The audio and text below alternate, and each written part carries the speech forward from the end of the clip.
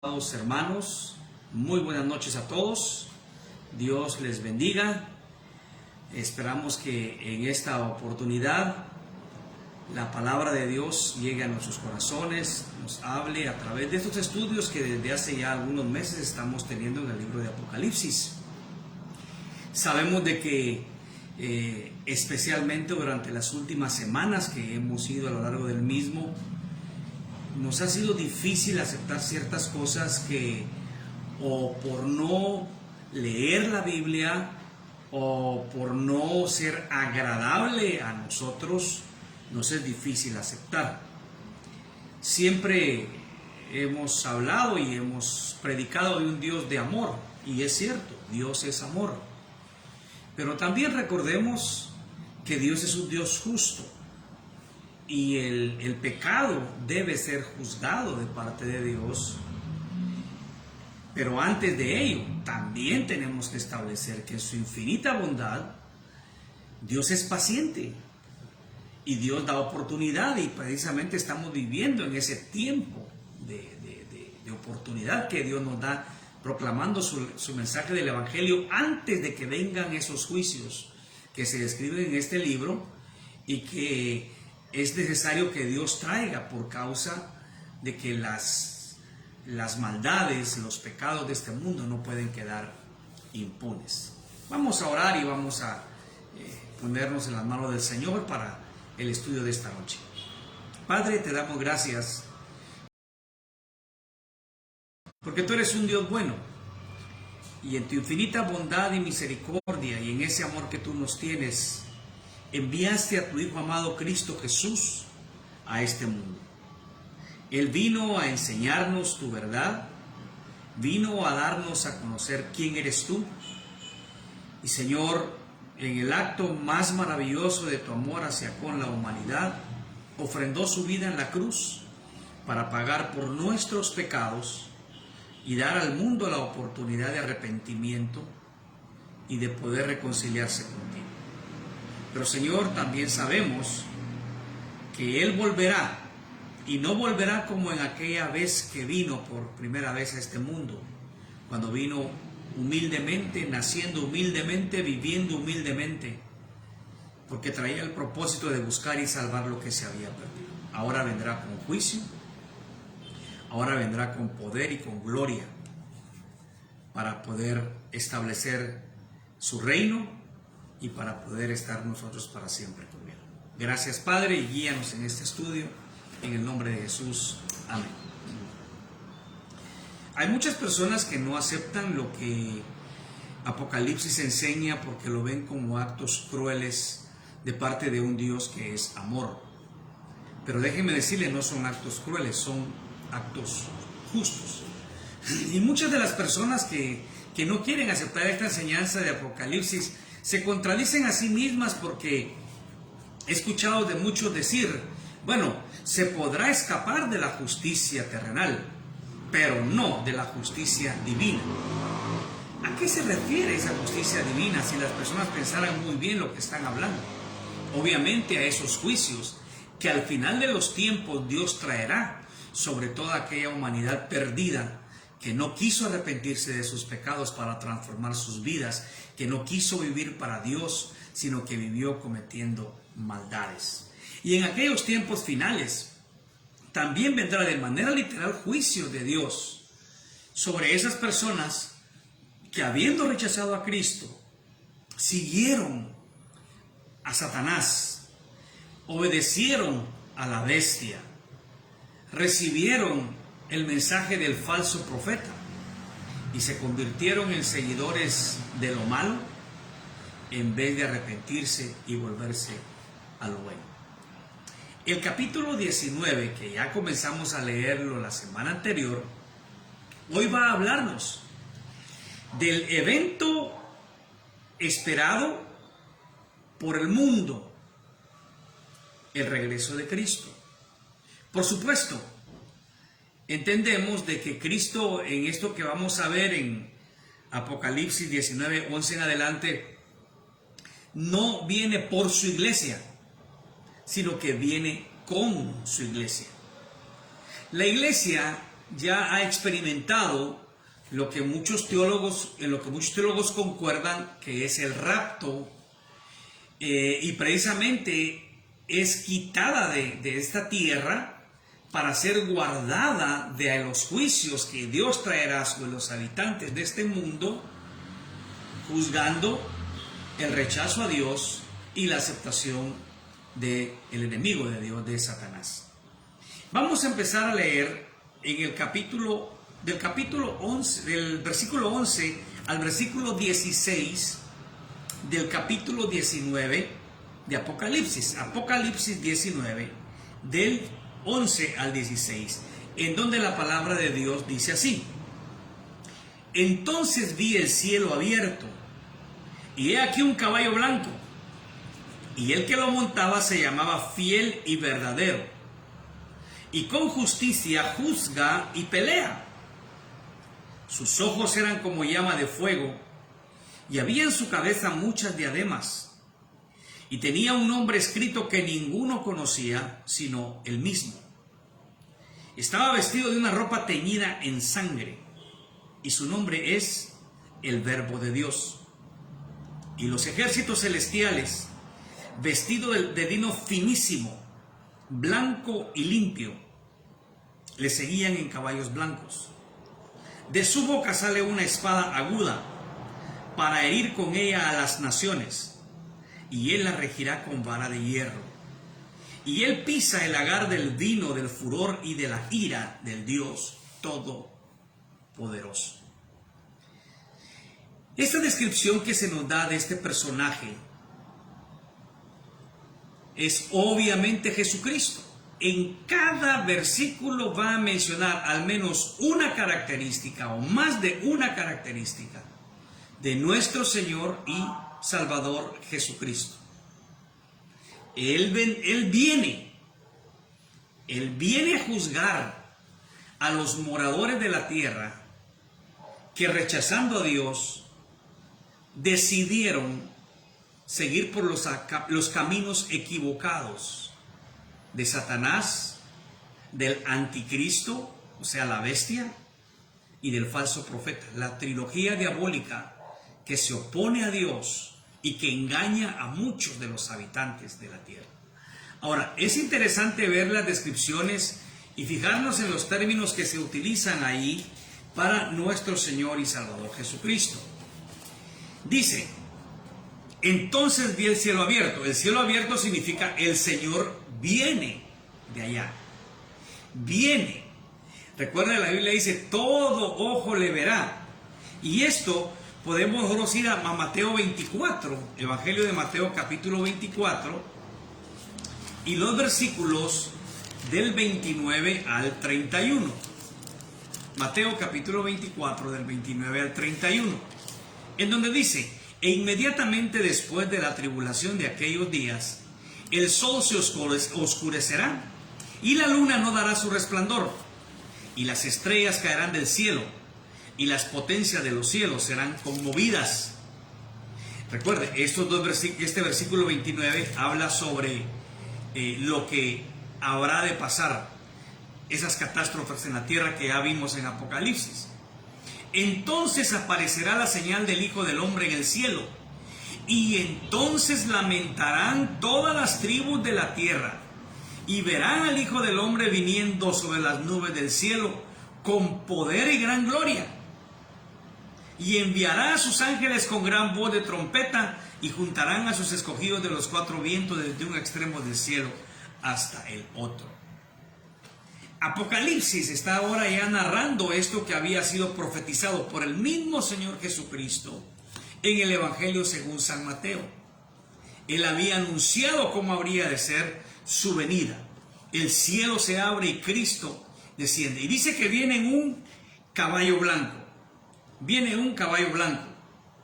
Ahora, ¿cómo vino Cristo cuando hizo su entrada en Jerusalén aquel domingo de Pascua, en la última semana, la semana de su pasión y su muerte? Cristo vino humilde, sentado en un asno, en un pollino, hijo de asna. Cristo no venía como la figura de los conquistadores de aquellos tiempos, pero precisamente su mensaje era un mensaje para establecer la paz con Dios a través del Evangelio, de las buenas nuevas de salvación. En ese entonces Él venía a buscar y a salvar lo que se había perdido. Ahora Él viene a buscar y a juzgar lo que está perdido. Hay una gran diferencia en esa primera venida de Cristo y en esta segunda venida de Cristo. Ahora Cristo viene con poder y con gloria. Viene montado en un caballo blanco. Si nosotros vemos en Apocalipsis 6:2, se nos describe también un personaje. Dice: y miré aquí un caballo blanco, y el que lo montaba tenía un arco y le fue dada una corona, y salió venciendo y para vencer. No nos confundamos, no es el mismo. No es el mismo. Porque este caballo blanco del capítulo 6 es uno de los 4 caballos del Apocalipsis, ¿no?, que venían también con juicio a la tierra, pero no es el mismo. Y vamos a ver la gran diferencia que hay, porque allá solo se menciona acerca de este caballo blanco que traía a la tierra aquellos juicios, abriendo los primeros sellos. Ahora, este que viene en el caballo blanco, dice su nombre, el que lo montaba se llamaba Fiel y Verdadero. Fiel y verdadero, ¿no? ¿Sabe? En la carta a la Odisea, allá en el capítulo 3 y versículo 14, vea lo que dice. Y escribe al ángel de la iglesia en la Odisea: he aquí el amén, el testigo fiel y verdadero, el principio de la creación, dice esto. Es un mensaje de parte de Jesucristo. Acá se utilizan las mismas palabras, fiel y verdadero, porque es lo que Él es. Ahora, cuando menciona esos términos, es que Él venía a juzgar porque es fiel a lo que Él ha prometido. Y Él es verdadero porque su juicio es con verdad. Mire, cuando nosotros leemos la Biblia, ¿sabe usted de que en la Biblia muchos hablan de las promesas de Dios? Y encontramos preciosas promesas de Dios en la Biblia. Preciosas promesas. Pero Dios no solo cumple lo que promete para cosas agradables a los hombres. También Dios promete cosas que no son muy agradables para los hombres, como sus juicios. Y tanto cumple lo uno como lo otro. Al pueblo de Israel le prometió sus bendiciones, le prometió su fidelidad, pero también le prometió su juicio. Y por boca de los profetas el Señor anunció que si no se arrepentían, grandes males vendrían a Israel, a Jerusalén. Y Dios también lo cumplió. ¿Por qué? Porque Él es fiel.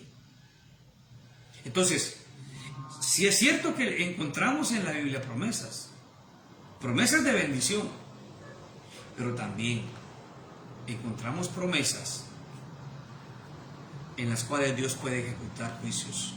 La misma Biblia nos dice que dura cosa es caer en las manos de un Dios vivo. Es una advertencia fuerte en el libro de Hebreos acerca de qué pasa cuando una persona se aleja y deliberadamente peca contra Dios. Entonces, debemos de saber que Dios es fiel y Dios es verdadero.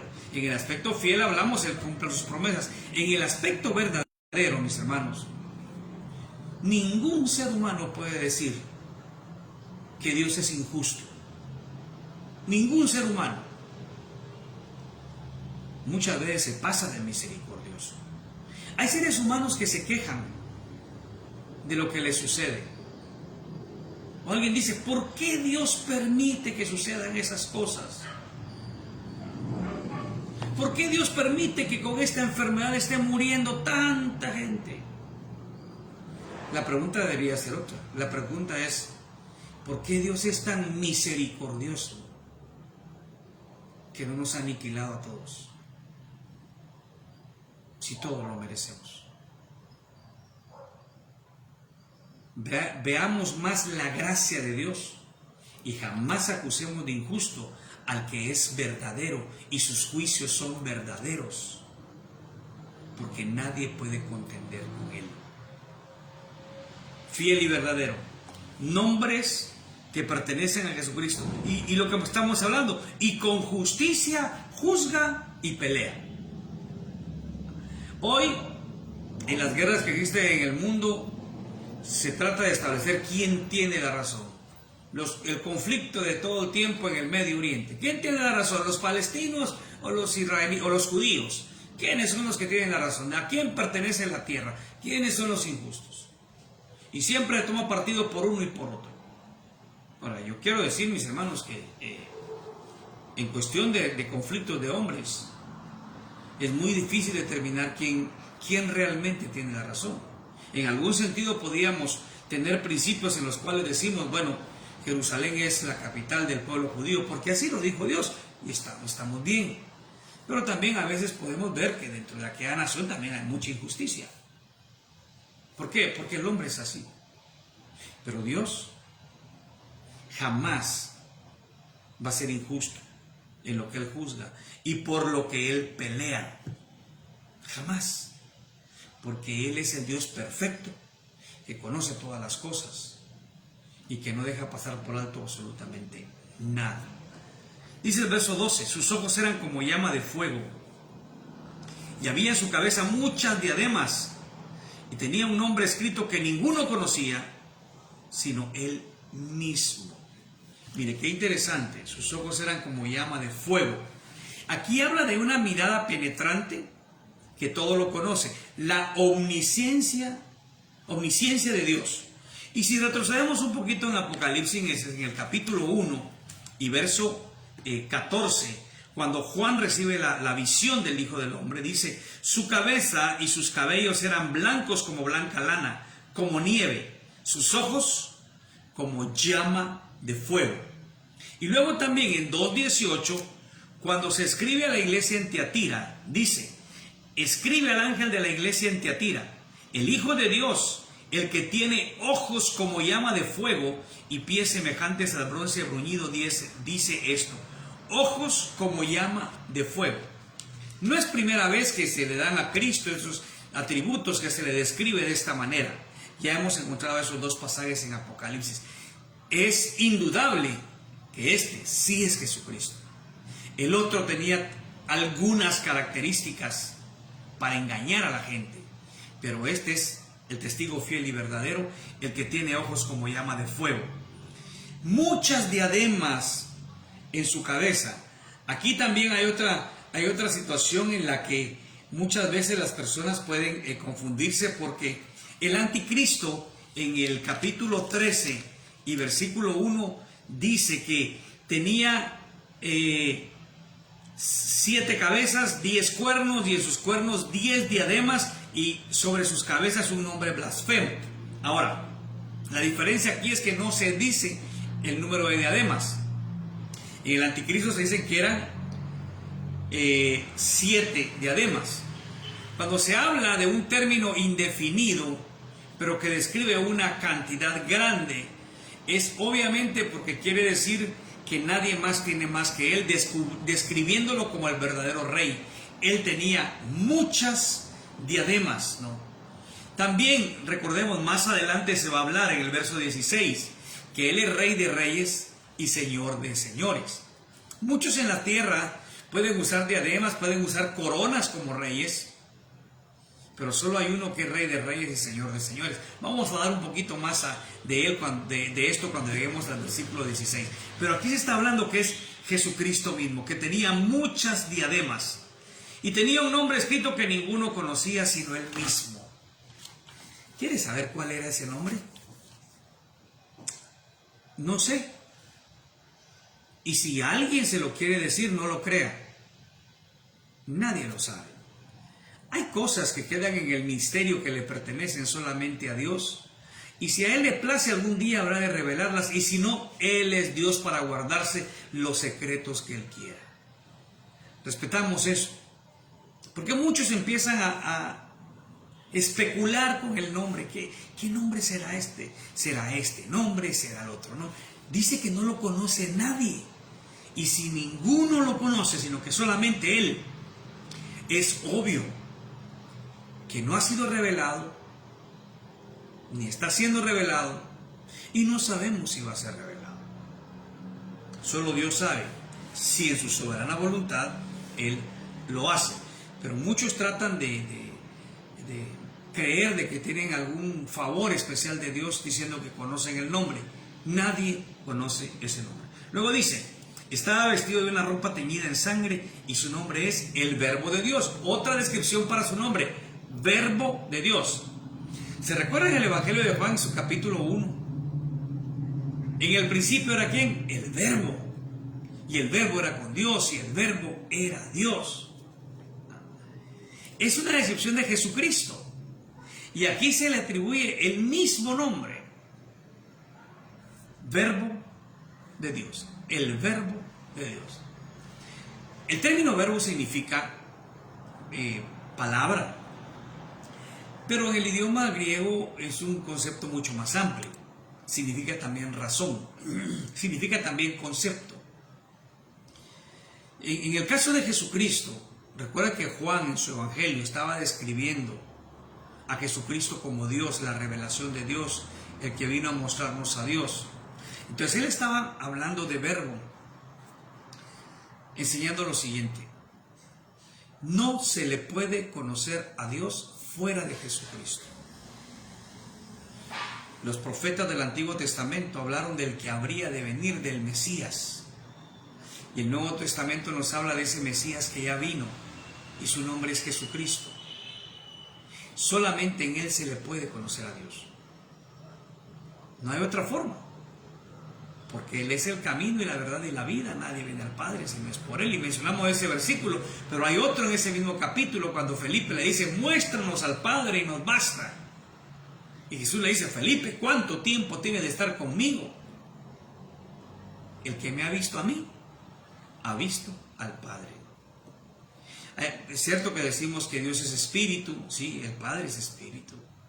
El Espíritu Santo es espíritu. El Hijo se hizo hombre. La única manifestación visible de Dios es Jesucristo. Y en Él nosotros le conocemos. Entonces Él habla acá, el Verbo de Dios. Pero antes dice, estaba vestido de una ropa teñida en sangre. No se confunda, esta no es la sangre de la cruz. La sangre de la cruz ya se derramó por la fe en esa sangre preciosa. Somos limpios de nuestros pecados. Esta sangre es la sangre de sus enemigos. Y desde ya menciono esto, aquí está describiendo algo que no ha sucedido, como que si ya hubiera pasado, porque seguramente eso va a pasar. Muchas veces Dios habla en esos términos. Habla de algo que ya sucedió, describe un evento que ya pasó, por la seguridad de que se tiene de que va a suceder, no puede dejar de pasar, pero que aún no ha llegado el momento. Entonces, la sangre que se refiere acá es la sangre de los enemigos. La sangre que se describe en capítulos anteriores, cuando se nos dice que Él pisa el lagar de la ira de Dios, allá en 14:20, Apocalipsis 14:20, si vamos a ir por un momento, se nos dice: y fue pisado el lagar fuera de la ciudad, y del lagar salió sangre hasta los frenos de los caballos por 1600 estadios. Esta sangre es a la que se refiere, la sangre de los enemigos de Cristo. Verso 14: y los ejércitos celestiales, vestidos de lino finísimo, blanco y limpio, le seguían en caballos blancos. Viene acompañado de los ejércitos celestiales, que vienen también en caballos blancos y vestidos de lino finísimo, blanco y limpio. Ahora, es interesante que le vienen acompañando, pero vamos a ver que no van a intervenir en la batalla. ¿Por qué? Porque Cristo es suficiente.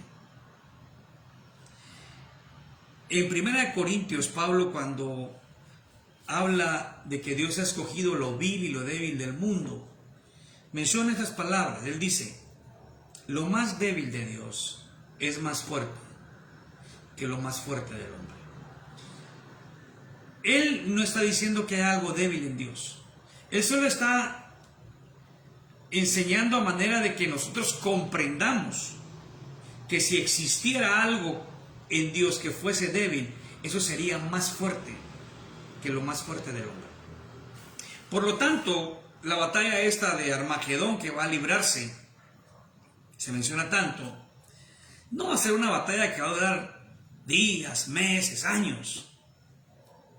Será algo sumamente breve, porque ¿quién puede resistir el poder del Señor? ¿Quién puede resistir la ira de Dios? ¿Quién puede hacerle frente y siquiera sostenerle por un tiempo oposición al Señor? Absolutamente nadie. Entonces, Él vendrá con ese poder y los ejércitos no intervendrán, porque vea lo que dice el verso 15. De su boca sale una espada aguda para herir con ella a las naciones, y él la regirá con vara de hierro, y él pisa el lagar del vino del furor y de la ira del Dios Todopoderoso. Fíjese, se menciona aquí solo en referencia a él, de su boca. Él la regirá con vara de hierro, él pisa el lagar del vino del furor y la ira del Dios Todopoderoso. Él, Jesucristo lo hace, y él lo hace solo, porque no necesita de nadie más. Y aquí hay una enseñanza bien interesante, hermanos, para nuestros días. La Biblia nos habla que Cristo es el único intermediario entre Dios y los hombres, porque no se necesita otro. No hay corredentores con Cristo, porque eso nos indicaría que Cristo no es suficiente. La Biblia nos habla de un solo redentor y de un solo intermediario, y de un solo medio para llegar a Dios, y de un solo medio para recibir de Dios. Él es Cristo Jesús. Cualquier otra cosa es herejía y es blasfemia, porque Cristo no necesita ser ayudado por nadie. Él lo ha hecho todo para convertirse en el único que puede llevarnos a Dios. No hay otra forma de hacerlo, es solamente Él. Y Él viene y dice: de su boca, recuerde que de su boca sale una espada aguda. En Hebreos, en el capítulo 4 y el versículo 12, se nos describe la palabra de Dios de esa forma. Se nos dice que la palabra de Dios es viva y eficaz, y más cortante que toda espada de dos filos, y penetra hasta partir el alma y el espíritu, las coyunturas y los tuétanos, y discierne los pensamientos y las intenciones del corazón.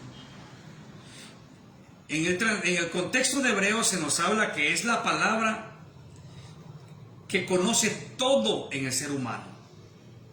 Aquí se refiere a Jesucristo mismo, que no hay nada oculto para Él, que no hay nada que Él no pueda saber, porque penetra hasta lo más profundo de nuestro ser. Y aquí se habla que esa misma palabra, que es Jesucristo, esa palabra aguda, es como espada de dos filos, ahora viene para herir a las naciones. Y para regir, la palabra ir literal es pastorear, pero dice con vara de hierro. En Filipenses se menciona que toda rodilla se doblará y que toda lengua confesará que Jesucristo es Dios, para gloria de Dios Padre. Qué bueno aquellos que hemos podido hacerlo en este tiempo, recibiendo la salvación de Dios.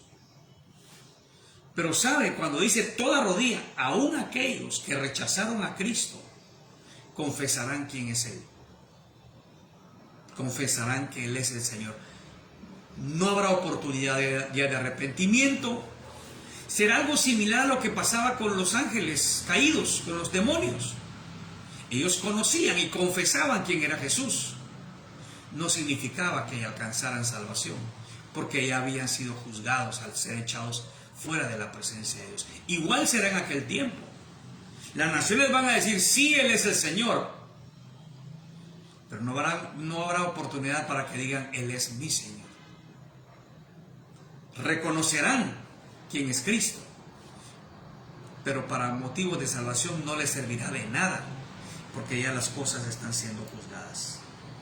Dice, Él pisa el lagar del vino del furor y de la ira del Dios Todopoderoso. Mire, no nos gusta mucho cuando hablamos de la ira de Dios, pero la figura que aquí presenta, el lagar, bueno, la figura del lagar era donde se destripaban las uvas para al exprimirla salir el jugo de uva. Está tomando esa figura para decir, así aplastará Cristo a sus enemigos. Así vendrá Él, ese lagar de juicio de Dios, donde va a manifestarse la ira de Dios Todopoderoso. ¿Contra qué? Contra el pecado y contra aquellos que murieron en sus pecados, que se gozaron en sus pecados y que despreciaron a Dios. Dios es justo. Él juzgará con justicia. Y su ira se aplica precisamente a la justicia que Él tiene que imponer. Así es Dios. Él es soberano. Verso 16 dice, y en su vestidura y en su muslo tiene escrito este nombre, Rey de Reyes y Señor de Señores. Recordemos, en aquel tiempo, antes de que esto suceda, los reyes, los señores de este mundo tendrán lugares prominentes. Habrán sido engañados por Satanás, serán seguidores del anticristo, creerán las mentiras del falso profeta, pero estarán en posiciones elevadas. Serán reconocidos como personas distinguidas en puestos superiores. Lo que ellos no saben es de que están en un puesto inferior a aquel que está sobre todo y sobre todos. Por eso el título Rey de Reyes y Señor de Señores significa alguien que está por encima de todos aquellos reyes terrenales y señores terrenales que no le reconocieron y que pensaron que ellos eran la máxima expresión y que ellos ocupaban el lugar más alto y no había nada sobre ellos. Pero cuando se dice que el nombre que tendrá en el muslo es Rey de Reyes y Señor de Señores, primero es una parte visible en la que todos dirán, los reyes de este mundo, los señores de este mundo, están muy por debajo del único que es Rey de Reyes y Señor de Señores.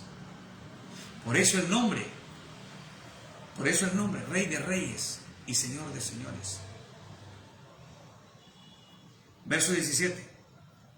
Y vi a un ángel que estaba en pie en el sol, y clamó a gran voz diciendo a todas las aves que vuelan en medio del cielo, venid y congregaos a la gran cena de Dios, para que comáis carnes de reyes y de capitanes, y carnes de fuertes, carnes de caballos y de sus jinetes, y carnes de todos, libres y esclavos, pequeños y grandes.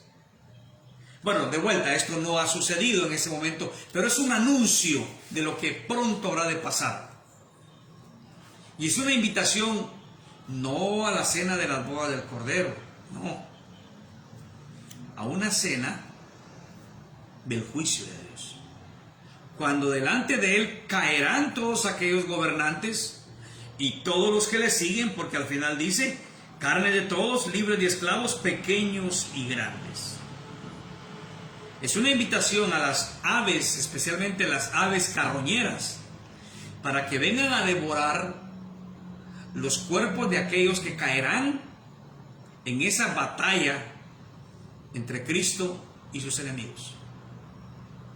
Entonces, ahí viene que Dios está haciendo esta invitación a esa cena para las aves carroñeras, cuando sus juicios se desaten en contra de aquella humanidad que despreció los caminos de Dios, que se burlaron de Jesucristo y de su pueblo, que persiguieron a los santos de Dios y les dieron muerte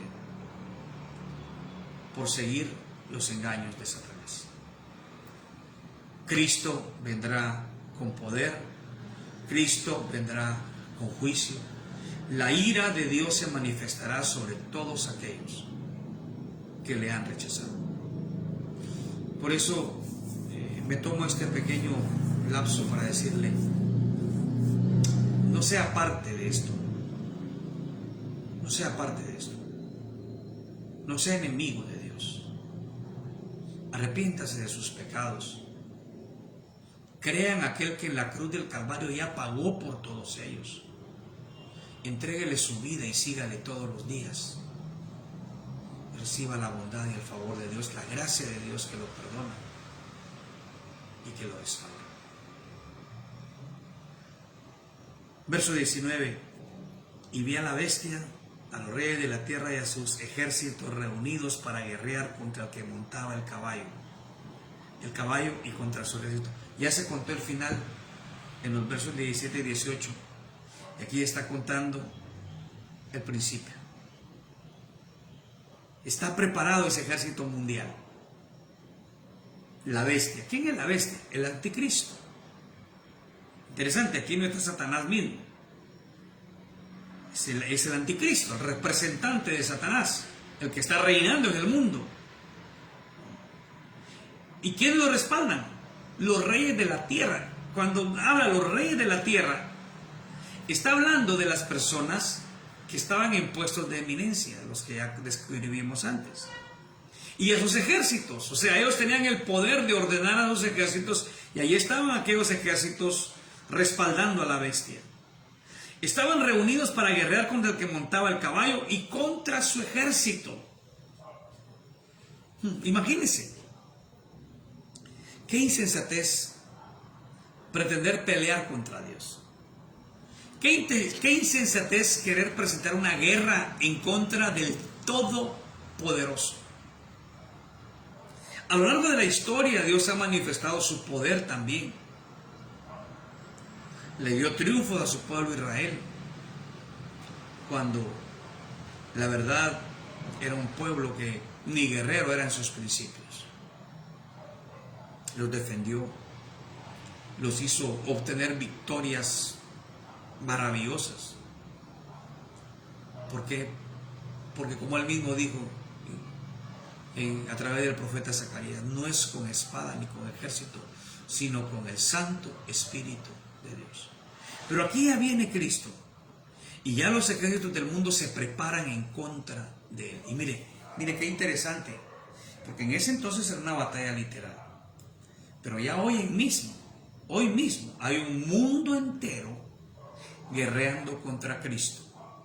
Hay fuerzas de maldad en muchos gobiernos, y ojo, no estoy hablando de gobiernos no cristianos, en gobiernos de países que dicen ser cristianos, pero actúan en contra de Cristo. Emiten leyes contrarias a lo que la palabra de Dios enseña. O sea, esto estoy hablando solo en el sentido espiritual. Esto va a ser una cosa literal en ese entonces, la batalla de Armagedón. Pero hoy mismo hay batallas que se libran de un mundo que está en contra de Cristo y de sus ejércitos, que somos nosotros, la iglesia de Dios. Entonces, si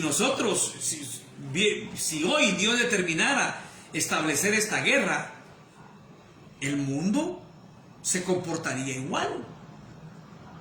Los reyes alistarían sus ejércitos para decir, no Señor, no es lo que tú dices, es lo que nosotros decimos. Ya está pasando, pero literalmente pasará hasta en ese tiempo futuro. Entonces va a haber esa guerra. 20. Pero vea cómo va la guerra. Verso 20. Y la bestia fue apresada, y con ella el falso profeta que había hecho delante de ella las señales con las cuales había engañado a los que recibieron la marca de la bestia y habían adorado su imagen. Estos dos fueron lanzados vivos dentro de un lago de fuego que arde con azufre. Ahora viene acá, ya no aparece solo la bestia, ya no está solo el anticristo, está también su portavoz, el falso profeta. Y mire, tenían poder, se les había concedido cierto poder porque habla de que habían hecho señales. maravillaban a la gente. Con esas señales habían engañado a la gente. A tal punto que la gente decía: ¿quién como la bestia? ¿Quién podrá derrotar a la bestia? Eran tan grandes las manifestaciones que ellos dieron delante de la gente, pero obviamente, escuchen bien esto, de la gente que no conocía a Dios. Usted puede ver manifestaciones poderosas hoy en día, pero nunca va a poder decir que hay manifestación más poderosa que Dios. Usted no puede identificar a un personaje que pueda creerse realizar cosas poderosas y decir quién lo puede derrotar. Porque si hay alguien que lo puede derrotar, el Dios Todopoderoso. Entonces, cuando nosotros vemos esto acá, mis hermanos, estamos viendo que Dios está prácticamente quitando a aquellos personajes que estaban al frente de aquella batalla, dejando sin dirección a los ejércitos que lo respaldaban. Y vienen y Dios los lanza, dice, vivos dentro de un lago de fuego que arde con azufre. Todavía no está Satanás ahí. Todavía Satanás no ha sido puesto ahí. En el verso 20 va a aparecer todavía él y qué va a pasar con él. Pero todavía no está en el lago que arde con fuego y azufre. Eso será después. El lago de fuego que arde con azufre. Entonces, prácticamente aquí la batalla está llegando a su fin. No podemos decir cuánto fue el tiempo que duró, pero sí podemos decir que fue un tiempo breve. Porque nada puede oponerse al gran poder de Dios. Entonces, esos engañadores, la bestia y el falso profeta, son lanzados al lago de fuego que arde con azufre. ¿Y qué pasa con todos aquellos que lo respaldaban? Bueno, los demás, verso 21, fueron muertos con la espada que salía de la boca del que montaba el caballo, y todas las aves se saciaron de las carnes de ellos. Se cumple la invitación del verso 17 y 18. Aquellas personas fueron muertas, aquellas personas fueron eliminadas en ese momento. Ellos aún no han estado en el lago de fuego que arde con azufre. ¿Por qué? Porque experimentarán esa muerte, después serán resucitados para juicio. Pero ya aquí sí han sido a cierto punto juzgados como enemigos de Dios, que se oponían a Dios, porque ellos estaban siguiendo a la bestia, estaban siguiendo al falso profeta, estaban siguiendo a Satanás. Esta es la batalla. La venida de Cristo será de esa forma. Vendrá a vencer a sus enemigos, a manifestar la ira de Dios en contra de aquellos que se opusieron a Dios, que se opusieron a su iglesia, que persiguieron a su iglesia, que mataron a los miembros de las iglesias, que eran enemigos de Dios. Aquí son vencidos, y vencidos con juicio justo. La ira de Dios es usada para manifestar la santidad de Dios en contra del pecado. Y eso vendrá. Eso va a pasar en esta tierra. A muchos no les gusta leer eso, a muchos les da miedo Apocalipsis. Pero sabe, eso es necesario que suceda, porque Dios tiene que terminar con el mal. Pero en este tiempo, algunos le llaman el tiempo de la gracia. Y si es un tiempo de gracia, Dios está diciendo: examinen sus vidas, arrepiéntanse de sus pecados, porque al examinarse sus vidas seguramente van a encontrar pecados. Ya no continúen más en ellos. Denle la espalda al pecado y vuélvanse a mí, dice Dios. Y Dios dice: yo los voy a perdonar. Porque los pecados de ustedes ya fueron juzgados en la cruz del Calvario, pero para ello es necesario que usted ponga su fe en el Hijo de Dios que murió en esa cruz. Le pida perdón y clame a Él para que en su gracia lo perdone y hágalo el Señor y Salvador de su vida. No que usted tenga poder para hacerlo, Él ya es Señor y Salvador, pero tómelo para usted. a través de la fe en Jesucristo. No es necesario que usted vaya a ser juzgado de esta forma. No es necesario que usted siga siendo enemigo de Dios. Es importante que se arrepienta y le entregue su vida a Cristo, creyendo en Él como su único Señor y Salvador. Que la gracia del Señor sea con usted. Que Dios le bendiga grandemente. Examine su corazón. Cristo le ama. Gracias, Señor, te damos por ese tiempo de estudio. Oramos en el nombre de Jesús para que en tu gracia tú le concedas a muchas más personas el experimentar el arrepentimiento y les des la fe para que crean en Jesucristo como su único Señor y Salvador y empiecen a caminar contigo. Nos encomiendo en tus manos de amor, mi Dios. Y por aquellos que somos tu iglesia, que nos mantengamos fieles a ti, aun cuando vengan pruebas, cuando vengan luchas, que sepamos, Señor, que nuestro final está asegurado, porque fiel es el que lo prometió. Gracias, Señor. Ayúdanos hoy y siempre. En el nombre precioso de Cristo Jesús. Amén y amén. Que la bendición del Señor sea en su vida. Y recuerde, busque de Dios. El Señor le ama.